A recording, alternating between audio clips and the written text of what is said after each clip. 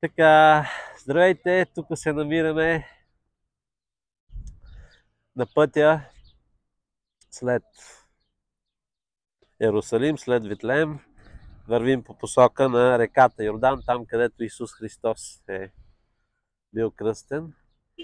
И в момента сме на средата на пътя, както се вижда тук, абсолютно всичкото е една чакъл планинска пустиня.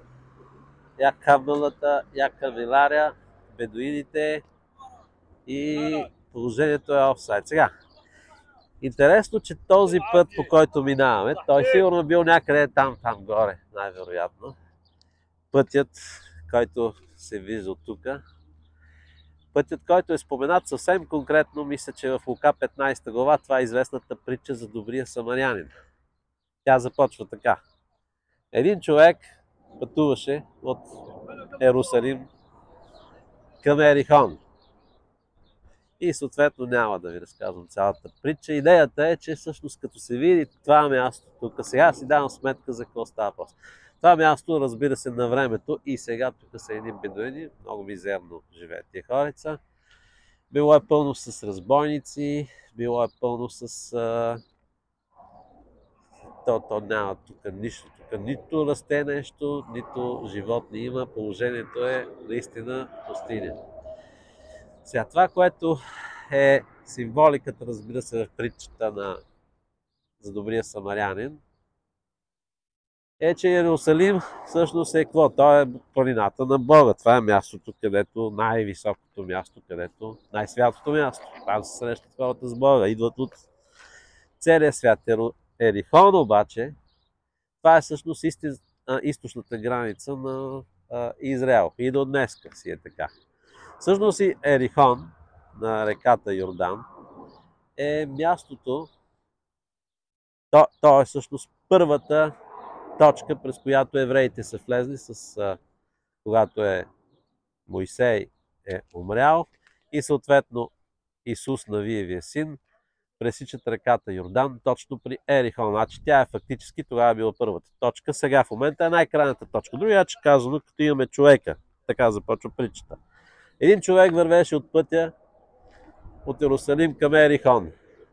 Той човек беше всъщност потомъкът на Адам. Нали? Той човек, който го бяха нападнали разбойниците, изтичаше му кръвта, бяха го ограбили и наранили и вече беше на умиране човека. Това са всъщност всичките тия потомци на Адам. И съответно добрия самарянин, някакъв чужденец от тия местните палестинци. Ето ги тук, това ми казва, че тия са оригинални бедуини. Ей ги, самаряни. Така. И съответно, това ми беше мисълта. Мисълта ми беше тая, че всъщност този човек беше... Това беше целият човешки род. И той излизаше от Божието присъствие и отиваше на изток. Както казах, тия 7 обекта, които разглеждам аз, всичките те върват в тази посока.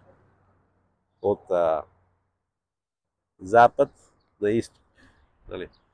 Това е посоката на пътя от Иерусалим към Ерихон. Пътя от излизане от Божието присъствие, от Едемската градина, от Иерусалим, от центъра на света,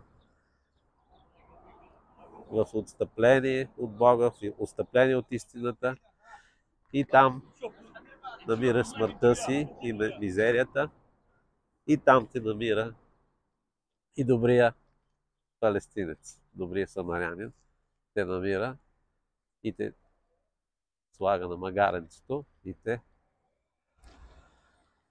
премива раниците и плаща 2 динара за престоя ти. Депресиращо място е това. No water, no life. Няма ли водичка, няма живот, няма нищо.